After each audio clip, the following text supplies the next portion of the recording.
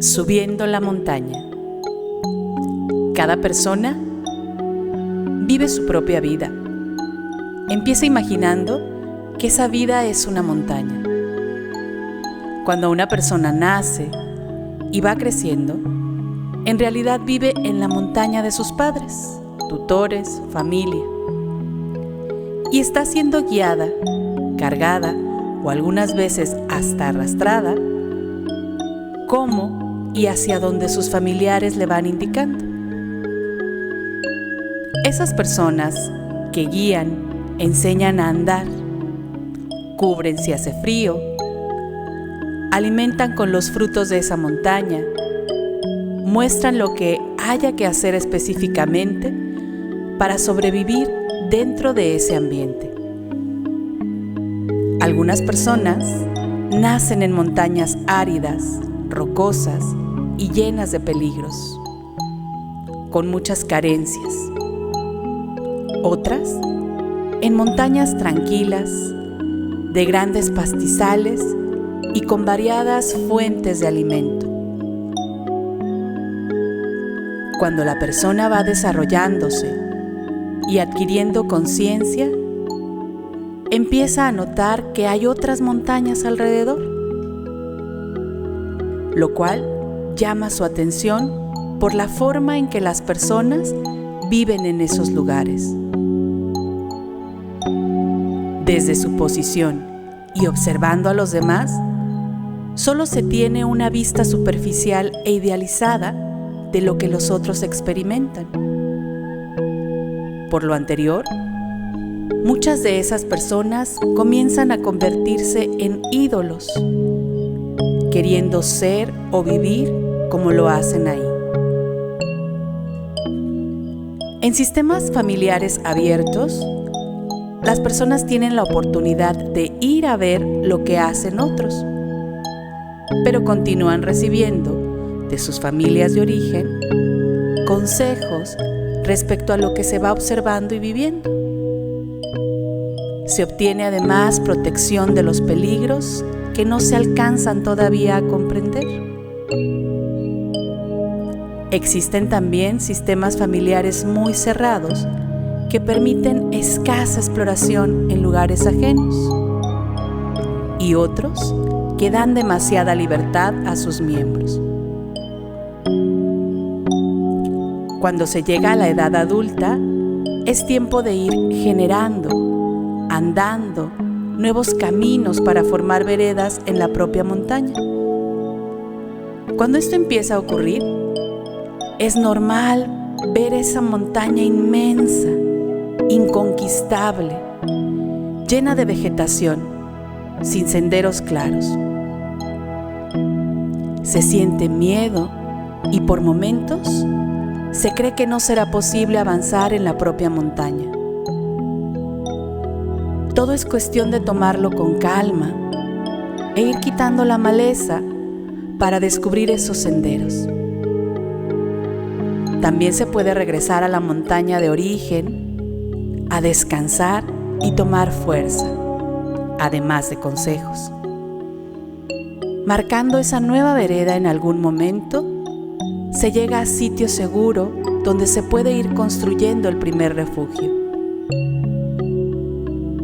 Teniendo la propia montaña, es normal también sentir la necesidad o curiosidad de ir a las montañas vecinas a ver qué hacen las otras personas.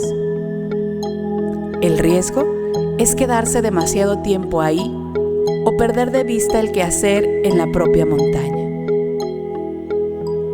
A veces se reciben invitaciones de esas personas para permanecer. Lo importante es recordar que se tiene una montaña propia. Es también fundamental saber que hay ambientes que no pueden ser conquistados ni visitados porque en sí mismas son montañas muy áridas o frías, ambientes peligrosos donde no se puede sobrevivir demasiado tiempo. Visitando las montañas vecinas, se debe recordar que es importante buscar referencias. ¿Qué están haciendo los demás? Pero no compararse o querer vivir lo que los otros, pues la propia montaña es la que se adecúa a las características y proceso de vida muy personal. Esa es la montaña que se debe conquistar.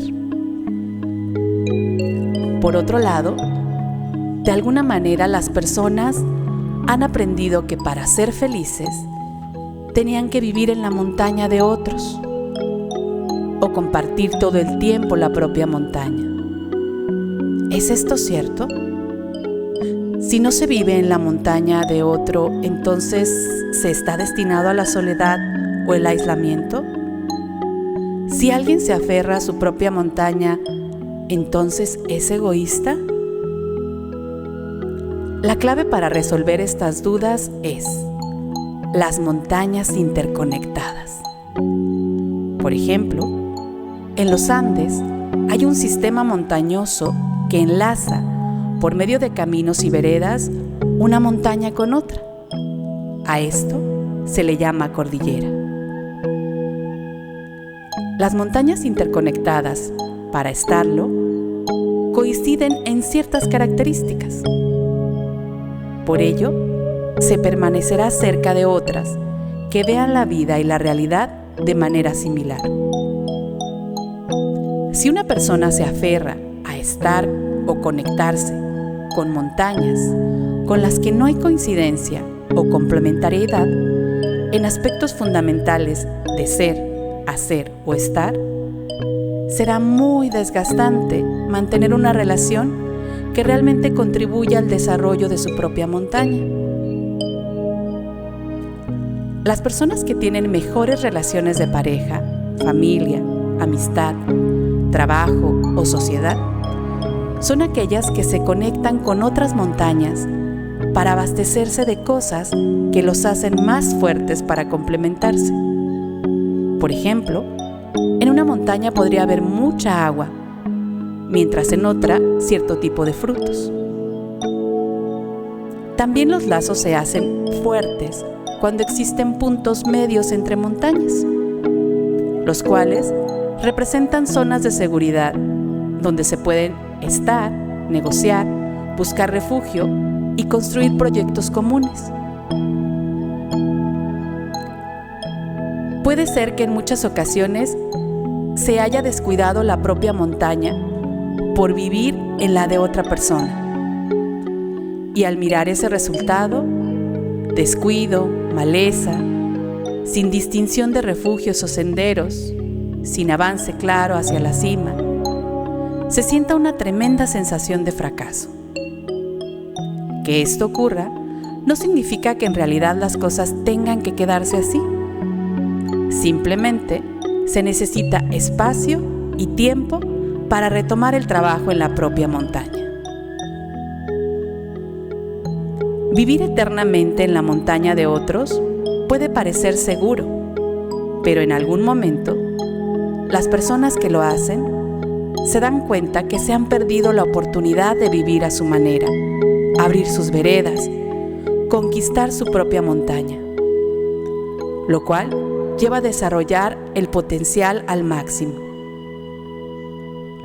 Gracias a todos esos retos que mueven de la zona de confort. Por lo tanto, la mejor opción es vivir en la montaña propia, interconectándose con los demás, conservando la independencia y necesitando solo parcialmente de las otras personas. Al recorrer la propia montaña, es importante recordar que hay tiempo para todo, para esforzarse y quitar la maleza, para abrirse paso e ir generando veredas, para subir caminos empinados, con espinas o rocas, para compartir con otros lo que se tiene.